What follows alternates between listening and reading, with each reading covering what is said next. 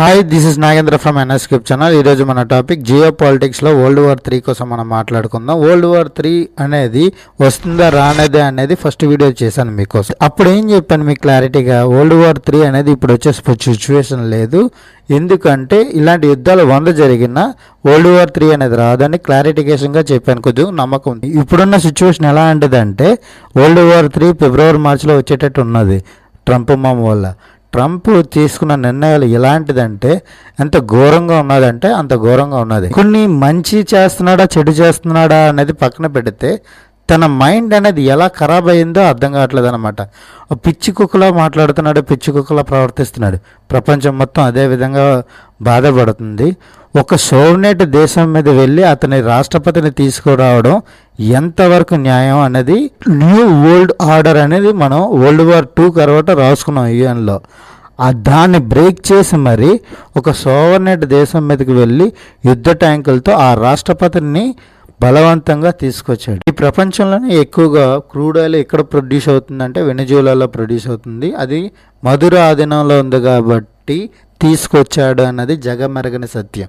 ఎందుకంటే ట్రంప్ ఇలాంటివి చేయడానికి ఆలోచిస్తాడా లేదా కానీ అమెరికా మాత్రం ఖచ్చితంగా ఆలోచిస్తుంది. ప్రపంచంలో ఎక్కువ ఏది ఉన్నా దాన్ని దోచుకోవాలనే మైండ్ సెట్ అమెరికాకు ఉందన్నది ప్రతి ఒక్కరికి తెలుసు. అందుకే దాన్ని గుంటనెక్క దేశం అని చెప్తారనమాట. మధురైని ఎప్పుడైతే అరెస్ట్ చేశాడో చిన్న దేశాలందరికీ ఒక భయం పుట్టుకుంది. మా దేశం మీద కూడా వచ్చి మా ప్రెసిడెంట్ని కూడా తీసుకెళ్ళిపోతాడు, మాకున్న ఆస్తులన్నీ తీసుకెళ్ళిపోతాడని భయంతోనే ఉన్నాయి. వరల్డ్ వార్ టైంలో ఇలాంటి సిచ్యువేషన్ వస్తే అమెరికాకి ఎదురుగుంటా రష్యా వచ్చి ఆ దేశాన్ని కాపాడడానికి శతవిధాలుగా ట్రై చేసేది, కొంత సక్సెస్ అయ్యేది, కొన్ని యుద్ధాల్లో సక్సెస్ అయ్యేది, ఫెయిల్యూర్ అయ్యేది అనమాట. కానీ ఇప్పుడు రివర్స్గా ఉంది. రష్యా పరిస్థితి చాలా కఠినంగా ఉందన్నమాట.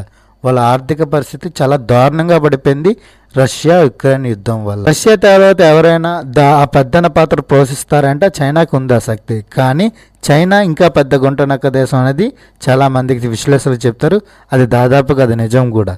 ఎందుకంటే మధురోని దాదాపుగా రక్తం తాగి ఫ్రీగా కొన్ని లక్షల బ్యారెల్ క్రూడ్ ఆయిల్ని తీసుకెళ్ళిపోయింది చైనా తన తెలివితేటలను ఉపయోగించి. ఎందుకంటే ఇక్కడ చైనాది కానీ రష్యాది కానీ అమెరికాది కానీ ఈవెన్ వెనిజులాది కూడా తప్పులేదు. ఏ దేశమైనా తన నేషనల్ ఇంట్రెస్ట్ మాత్రమే చూపించుకుంటే. జియో పాలిటిక్స్లో ఒక సూత్రం ఉంది. అదేంటంటే పర్మనెంట్ శత్రువు ఉండడు అండ్ పర్మనెంట్ మిత్రుడు ఉండడు. ఇక్కడ వెనిజులా చేసిన తప్పు ఏంటంటే ఒకప్పుడు అమెరికన్ పెట్రోలియం కంపెనీస్ వెనిజులాలో ఉండి వాళ్ళకున్న క్రూడ్ ఆయిల్ ద్వారా ప్రాసెస్ చేసుకుని ప్రపంచానికి ఎక్స్పోర్ట్ చేసేవారు. కానీ కొన్ని అనివార్య కారణాల వల్ల చైనా ఇన్వాల్వ్మెంట్ వెనిజులా మీద పడి అమెరికా పెట్రోలియం కంపెనీస్ అన్నింటినీ రాత్రి ఇక్కడి నుంచి వెళ్ళిపోమని చెప్పి ఆర్డర్ పాస్ చేసింది. లేకపోతే కాల్చి చంపేస్తుందని మధుర చెప్పడంతో ఇంకా గత్యంతరం లేక అమెరికా పెట్రోలియం కంపెనీస్ అన్ని అమెరికాకి మళ్ళీ తిరిగి వచ్చేసాయి. కానీ ఇలాంటి కంపెనీస్ అన్ని రావడం వల్ల అమెరికాకి చెడ్డ పేరే కదా. దీని సరైన సమయం కోసం వచ్చి పగ తీర్చుకోవడానికి ట్రై చేశాయి. కానీ ఎలా తీర్చుకోవాలి? లీగల్గా వెళ్ళచ్చు, యుఎన్ కోర్టులో వెళ్ళచ్చు. కానీ అలా చేయకుండా ఒక సైనికాన్ని పంపించి తీసుకురావడం అనేది లీగల్ కాదు. న్యూ వరల్డ్ ఆర్డర్ని బ్రేక్ చేసినట్టు అనమాట. అలా చేయడం కరెక్ట్ కాదని ప్రపంచ దేశాలన్నీ చెప్తున్నాయి. దీనివల్ల వరల్డ్ వార్ వచ్చే ఛాన్స్ చాలా వరకు ఉంది. అమెరికా ఇక్కడ తాగట్లేదు, డెన్మార్క్ కావాలంటుంది, నెక్స్ట్ ఇరాన్ కూడా కావాలి అని పట్టుబడుతుంది అనమాట. ఇరాన్లో రిజం చేంజ్ చేయడానికి శతవిధాలుగా ట్రై చేస్తుందన్నమాట. ఇరాన్లో ఎక్కడైతే ప్రొటెస్టులు జరుగుతున్నాయో ఆ ప్రొటెస్టులు అన్నిటికీ మీ వెనకతలని మీ ఉన్న పదాన్ని ముందుకు పదండి. అమెరికాకి ఇలాంటిది కొత్త కాదు. ఏదైనా దేశాన్ని రిజం చేంజ్ చేయాలన్నా లేకపోతే ఆ దేశాన్ని ఆక్రమించాలన్నా చిటికలతో పని. అందుకే ప్రపంచంలో ప్రతి దేశం అణుబాంబు కోసం తహతహలాడుతుంది. ఇరాన్ కూడా నేను అణుబాంబును తయారు చేస్తుందన్నది ఇంకొక దేశం మీద వదలడానికి కాదు అని తను చెప్పుకుంటుంది. ఎందుకంటే అణుబాంబు ఉంటే మొట్టమొదటిగా యూజ్ చేసేది అమెరికాల మీద యూజ్ చేస్తే మిలియన్స్ ఆఫ్ పీపుల్ చనిపోతారు. కాబట్టి అమెరికా భయపడి ఆ దేశం మీద అటాక్ చేయడానికి అండ్ రెజిమ్ చేంజ్ చేయడానికి ఆలోచిస్తుంది. కాబట్టి అదే రష్యా మీద అటాక్ చేయమను, ప్రపంచంలో ఎక్కువ ఆటం బాంబ్స్ ఉన్న దేశం రష్యా, కాబట్టి దాని వైపు కూడా చూడదు. రష్యాలో మోస్ట్ డేంజరస్ వెపన్ ఉంది, దాని పేరు డెడ్ హ్యాండ్. అదేం చేస్తుంది అంటే ప్రపంచం మొత్తం కలిసి రష్యా మీదకి అటాక్ చేస్తే రష్యాలో ప్రపంచం అంతా నాశనం అయిపోయినా ఇంక్లూడింగ్ ప్రెసిడెంట్ వాళ్ళందరితో సహా అందరూ చనిపోతే అప్పుడు అదంతా అదే యాక్టివేషన్ అయ్యి వరల్డ్ మొత్తానికి అణుబాంబులు ప్రయోగిస్తుంది అనమాట. దాదాపుగా 5,000 అణుబాంబులు ఓన్లీ రష్యాలో ఉన్నాయి, ఇంక్లూడింగ్ వరల్డ్లో ప్రతి సిటీ మీద పడుతుంది. ప్రపంచం మొత్తం నామరూపాల్లో లేకుండా పోవడానికి రష్యా ఆల్రెడీ ప్రిపేర్ చేసుకుని ఉందన్నమాట. మదురైనైతే ఎప్పుడైతే పట్టుకొని అమెరికాకు తీసుకొచ్చి కోర్టులో నిలబెట్టిన తర్వాత ట్రంప్కి ధైర్యం పెరిగి ఇప్పుడు గ్రీన్లాండ్ కూడా కావాలని అనుకుంటున్నాను. మనకి చాలా రీజన్స్ ఉన్నాయి, అది అమెరికా సైడ్ అయితే రైటే. కాకపోతే ఇప్పుడు ఏముంటుంది, గ్రీన్లాండ్ అనేది డెన్మార్క్లో డెన్మార్క్ ఏముంటుంది, నా దేశం మీదకి నువ్వు వస్తే నేను నీ దేశంతో యుద్ధం చేస్తాను అంటుంది. ఇప్పుడు ఇవన్నీ 2 నాటో దేశాలే. దానికి మద్దతుగా ఫ్రాన్స్ అండ్ జర్మనీ కూడా డెన్మార్క్ సైన్యంతో కలిసి అమెరికా వైపు యుద్ధం చేయడానికి సన్నాహాలు చేస్తున్నాయి. నాటో దేశాలు ఇలా 2గా చీలిపోవడం రెండో ప్రపంచ యుద్ధం తర్వాత ఇదే మొట్టమొదటిసారి అనమాట. నాటో అనేది చాలా స్ట్రాంగ్ అలయన్స్. అమెరికా నుంచి ఇక్కడ కువైట్ వరకు అన్ని దేశాలు కలిపి ఒక పెద్ద సైన్యంగా ఉంది. అలాంటి దేశాలు 2 ముక్కలుగా విడిపోయిన ఘనత మన ట్రంప్ మామకి వస్తుంది. రష్యా చైనాలో ఎప్పుడైనా అమెరికా మీద యుద్ధం చేస్తే గ్రీన్లాండ్ మీదగా ఈజీగా మిసైల్స్ పంపించి అమెరికా మీద అటాక్ చేయడానికి అవుతుంది. కానీ అప్పుడు అదే గ్రీన్లాండ్లోని అమెరికా యొక్క ఎయిర్ డిఫెన్స్ సిస్టమ్ ఉంటే ఆ అమెరికాకు రాకముందే అడ్డుకోవడానికి ఛాన్స్ ఉంటుంది. అందుకని గ్రీన్లాండ్ కావాలని ట్రంప్ అడుగుతున్నాడు. డెన్మార్క్ ఎయిర్ డిఫెన్స్ సిస్టమ్ కట్టుకోవడానికి నీకు సరిపడే స్థలం ఇస్తాను, నువ్వు ఎంతైనా యూజ్ చేసుకో అంటుంది. కానీ ట్రంప్ ఏమంటున్నాడు తెలుసా, నాకు మొత్తం గ్రీన్లాండ్ కావాలి, నీకు ఎంత డబ్బులు కావాలని అడుగుతున్నాడు. ఇదెక్కడ న్యాయం? సొంత నాటో అలయన్స్ అయిన గ్రీన్లాండ్ డెన్మార్క్ నుంచి విడగొట్టేసి అక్కడున్న డెన్మార్క్లో ఉన్న ప్రజల్ని అండ్ గ్రీన్లాండ్లో ఉన్న ప్రజలకి మధ్య చిచ్చు పెట్టి గ్రీన్లాండ్ సపరేట్ చేసి వాళ్ళకి డబ్బాస్ చూపిస్తున్నాడు. ఒక్కొక్కరికి నీ $1,00,000 ఇస్తాను, నాకు గ్రీన్లాండ్ మొత్తం కావాలి అని. యూరోప్ ప్రజలకి చాలా నచ్చట్లేదు అనమాట. అందుకే యూరోప్ మొత్తం ఏకవై అమెరికా మీద యుద్ధం చేయడానికి రెడీ అవుతాయేమో రానున్న రోజుల్లో. ఇది 3వ ప్రపంచ యుద్ధం వైపు అడుగులు వేసే ఆలోచనలు ఉన్నాయి. ఇప్పుడు ఇరాన్ దగ్గరికి వద్దాం. ఇరాన్లో రెజ్యూమ్ చేయడానికి చాలా కష్టపడుతున్నాడు అనమాట. ఇరాన్కి ఇజ్రాయెల్కి పడదన్న విషయం అందరికీ తెలిసి, అందుకే మొసాద్ ఏజెన్సీ ఇరాన్లో ప్రొటెస్టులు చేయడానికి చాలా పూనుకున్నారని చెప్పి దాదాపుగా జెనోసైడ్ జరుగుతుంది. అక్కడ 2,000 మంది ఇరు తీస్తారు. అక్కడ ఇంకా 10,000 మంది చనిపోయారు అంటున్నారు. ఒక న్యూస్లో 12,000 మంది చనిపోయారు అంటున్నారు.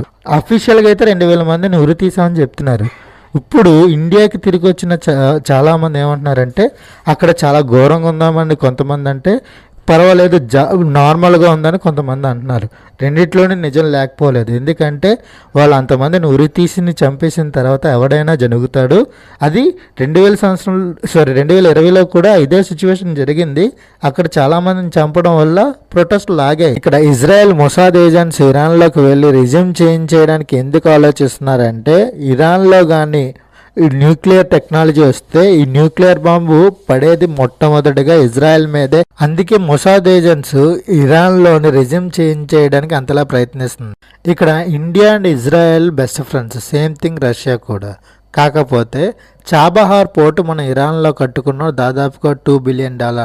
ప్రజెంట్ సినారియోలో రష్యా అండ్ ఇరాన్ చాలా క్లోజ్గా ఉండే అవసరం ఉంది. ఎందుకంటే వాళ్ళిద్దరూ ఒపెక్ దేశాలు. ఈ ఒపెక్ దేశాలు ఏంటో దాని విధి విధానాలు ఏంటో తర్వాత ఎక్స్ప్లెనేషన్ చేస్తాను. ఇక్కడ ఒక సిచ్యువేషన్ జరిగింది. ఏంటంటే Russia president Vladimir Putin call చేసి, నువ్వు ఇరాన్లో అల్లర్లకి ఎటువంటి నీ సహకారం అందించుకు అండ్ రష్యాకి పూర్తి మద్దతు నీకు ఉంటుంది, ఇరాన్ నీ మీద అటాక్ చేస్తే పూర్తి మద్దతు నీకు ఉంటుంది, వాళ్ళని అడ్డుకునే బాధ్యత నాదని హామీ ఇచ్చి, ట్రంప్ మామకి నువ్వు ఏం చెప్తావో ఎలా చెప్తావో నాకు తెలియదు, ఈ యుద్ధాన్ని ఆపేటట్టు నువ్వు శతవిధాలుగా ట్రై చేయి, నీ కృషి నువ్వు చేయి, నా కృషి నేను చేస్తాను, అన్ని విషయాలు సక్రమంగా మనలో మనం కొట్లాడకుండా మనల్ని మనం రక్షించేటట్టు విధానాలతో ముందుకు సాగాలి అని అర్థం వచ్చేటట్టు తను మాట్లాడాడని చాలా కథనాలు ఉన్నాయి. ఇరాన్లో రెజ్యూమ్ చేయడం వల్ల ఇండియాకి లాభమా నష్టమా అనేది మీరు ఆలోచించు. చాలామంది జియో పొలిటికల్ ఎక్స్పర్ట్స్ ఏం చెప్తున్నారంటే, ఇరాన్లో రెజ్యూమ్ చేంజ్ చేయడం వల్ల ఇండియా చాలా నష్టపోతుంది.